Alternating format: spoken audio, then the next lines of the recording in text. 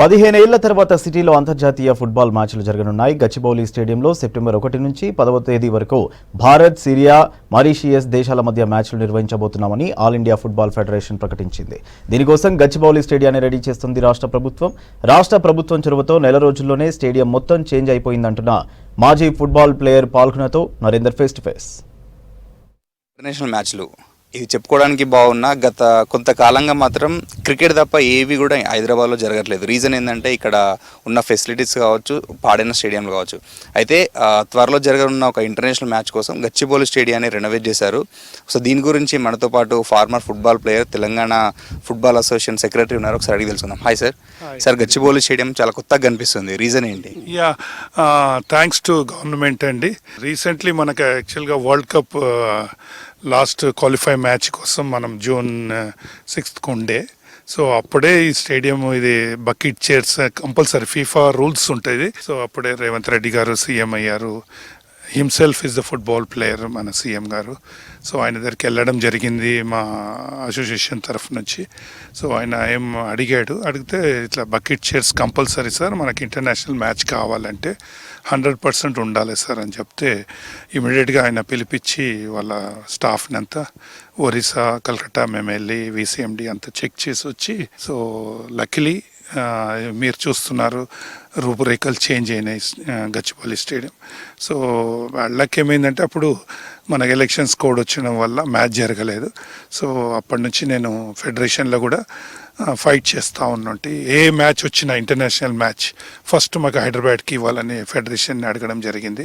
So federation వాళ్ళు కూడా ఒప్పుకొని ఇప్పుడు 3 నేషనల్స్ది మనకు టోర్నమెంట్ ఉంది.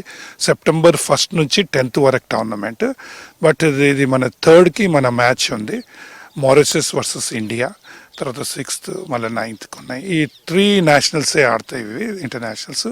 సిరియా వస్తుంది, తర్వాత మారిషస్, ఇండియా టీం. ఎప్పుడన్నా సిరియా, మారిషస్ ఇండియాలో ఆడిందా సార్? ఫస్ట్ టైం ఇది? లేదు సార్, ఇది ఫస్ట్ టైము. ఈవెన్ మన హైదరాబాద్లో అయితే తెలంగాణ వచ్చినాక ఇంటర్నేషనల్ మ్యాచ్ ఇది ఫస్ట్ టైము. సో మేము లక్కీ. తర్వాత ఇప్పుడు గవర్నమెంట్ కూడా బాగా స్పోర్ట్స్కి ఎంకరేజ్ చేస్తుందని ఆశిస్తున్నా. సార్, ఒకప్పుడు ఫుట్బాల్ అంటే హైదరాబాద్ గుర్తుకొచ్చేది. ఇండియన్ ఫుట్బాల్ టీంలో 6 to 7, 8 మెంబర్స్ హైదరాబాద్ ప్లేయర్స్ ఉండేవాళ్ళు. బట్ ఇప్పుడు ఒకరిద్దరు తప్ప, ఒకరిద్దరు కూడా ఉమెన్స్లో కమ్మాయి ఉన్నట్టుంది. బట్ మెన్స్లో ఎవరు లేరు. రీజన్ ఏంటంటే ఒక్కటైతే వాస్తవం అండి. మీరు 6, 7 అంటున్నారు, కానీ కాదు. ఒలింపిక్స్కు 9 to 11 మెంబర్స్ ఉండేవాళ్ళు. ఒలింపిక్స్కు మన దగ్గర ఆడింది. అప్పుడు హైదరాబాద్ సిటీ పోలీస్లో వాళ్ళ కోచ్ ఉండేవారు. ఆయననే మనకు ఇండియన్ టీం కోచ్గా చేశాడు, రహీమ్ అని. ఆయన పేరు మీద ఇప్పుడు ఏదైతే మూవీ కూడా వచ్చింది. సో అట్లానే ఆయనతో పాటు ప్రెసిడెంట్ ఎవరైతే ఉండే శివకుమార్ లాల్ అని IAS ఆఫీసర్ ఉండే. అయితే ఆయనే వీళ్ళిద్దరు కాంబినేషన్ ఉండేవారు. ఈయన ప్లేయర్లను చూస్తాగానే ఈయన పిలుచుకొని జాబ్ ఇవ్వడం. సో అట్లా ఇద్దరు కాంబినేషన్ ఉండే. ఇద్దరు కూడా మార్నింగ్ నుంచి ఈవినింగ్ వరకు ఫుట్బాల్ బ్రీతింగ్ వాళ్ళది. సో అందుకని అట్లాంటిది ఉండేది, ఎంకరేజ్మెంట్ కూడా ఉండేది. సో బై అప్పటి నుంచి స్లోగా ఎందుకు వీక్ అయిందంటే, వాస్తవంగా మేము ఆడే రోజులలో కూడా జాబ్స్ ఫెసిలిటీస్ ఉండే. పేరెంట్స్ కూడా స్పోర్ట్స్ ఆడితే బాగుంటుంది అనే ఉద్దేశంతో వాళ్ళు కూడా ఎంకరేజ్ చేసేవాళ్ళు. కారణాల వల్ల ఈ స్పోర్ట్స్ కోట అనేది మొత్తానికి తగ్గింది. ఇప్పుడు నేను బ్యాంకులో ఒక మేనేజర్ని. సో మేము అందరం స్పోర్ట్స్ కోటానే. 92 తర్వాత బ్యాంక్స్లలో రిక్రూట్మెంట్ లేదు. సో దీనికి ఏంటంటే కారణం, స్పెషల్గా మేము ఆడే రోజులలో ప్రతి డిస్టిక్లలో కోచెస్ ఉండేవాళ్ళు. ఇప్పుడు ఒక్క కోచ్ కూడా లేడండి. సో కోచెస్ గ్రౌండ్ ఉంటే నేను ప్రతిసారి చెప్తుంటా. సో ఇప్పుడు కూడా అదే చెప్తున్నా, స్పోర్ట్స్ మ్యాన్కి జబ్బు రావడానికి అది భయపడుతుంది. ఎందుకంటే వాళ్ళ ఫిట్నెస్, వాళ్ళకు ఉండే దీని ప్రకారంగా మీరు చూశారు కరోనా టైంలో కూడా స్పోర్ట్స్ మ్యాన్ దగ్గరికి రావాలంటే భయపడేది. ఎందుకంటే వాళ్ళ దగ్గర హ్యూమిడిటీ ఉంటుంది, ప్రాక్టీస్ చేస్తారు, సో స్వెట్టింగ్ తీస్తారు. అందుకని ఇవన్నీ ఉంటాయి. ఈ రోజులలో ఏంటంటే బాగా ప్రపంచమే ఫాస్ట్ ప్రపంచం అయిపోయింది. స్పోర్ట్స్ ఏరియా నుంచి దూరం జరిగిపోయారు. బట్ ఒక్కటి హ్యాపీనెస్ ఏంటంటే ఫుట్బాల్కి ఆదరణ బాగుంది. సో ఐఎస్ఎల్ మన హైదరాబాద్లో ఐఎస్ఎల్ టీం ఉంది, ఐ లీగ్ టీం ఉంది. మా చైర్మన్ కేటీ మయ్యి గారని ఇక్కడ అజీజ్ నగర్లో ఆయన 4 గ్రౌండ్ ఆయన ఓన్ ప్లేస్లో స్టేడియం కూడా కట్టించాడు. సో ఇలాంటి వాళ్ళు దాతలు ఉంటే పిల్లలు డెఫినెట్గా ముందుకు చాలా వస్తారని ఆశిస్తున్నాను.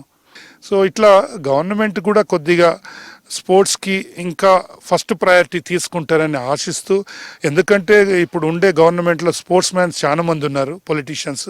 సో వాళ్ళందరికీ నేను రిక్వెస్ట్ చేస్తున్న ఒక ఇండియా ప్లేయర్గా, సార్ మీరు కూడా టైం ఇవ్వండి స్పోర్ట్స్కి. మీ వలన పిల్లలకి ఎంకరేజ్మెంట్ ఉంటుంది.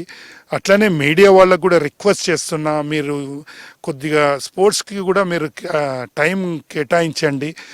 డైలీ స్పోర్ట్స్ని కొద్దిగా హైలైట్ చేయండి. ఇప్పుడు జపాన్లో వేరే కంట్రీస్లో ఎందుకంటే వాళ్ళకి స్పోర్ట్సే వాళ్ళకు బ్రీతింగ్ లాగా ఉంటుంది. సో కేరళ గవర్నమెంట్ ఎందుకు ఇంత బాగుందంటే వాళ్ళు ఈవెన్ నేషనల్స్, స్కూల్ నేషనల్ ఆడితే 10 మార్క్స్ ఇస్తున్నారండి. సో మనం కూడా అట్లా ఏదన్నా పాలసీస్ చేసి పిల్లల్ని అట్రాక్ట్ చేసి స్పోర్ట్స్ ఫీల్డ్లోకి రావాలని మనం కూడా గవర్నమెంట్ ఏదైనా మంచి స్టెప్ తీసుకుంటారని మీ ద్వారా రిక్వెస్ట్ చేస్తున్నానండి. సో ఇది ఓవరాల్గా అంటే సెప్టెంబర్ 1 నుంచి 10th వరకు మొత్తం 3 మ్యాచ్లు ఇక్కడ జరగనున్నాయి. ఈ ఛాంపియన్షిప్లో 3 దేశాలు అంటే మన భారత్తో పాటు సిరియా, మారిషస్ కూడా పార్టిసిపేట్ ఉన్నాయి. ఈ ఇంటర్నేషనల్ మ్యాచ్లు మన హైదరాబాద్లో జరగడం వల్ల హైదరాబాద్ ప్లేయర్స్తో పాటు తెలంగాణ మొత్తం ప్లేయర్స్కి ఇది మంచి మోటివేషన్ లాంటిది అంటున్నారు. కెమెరామెన్ సైదులతో నరేందర్, V6 న్యూస్, హైదరాబాద్.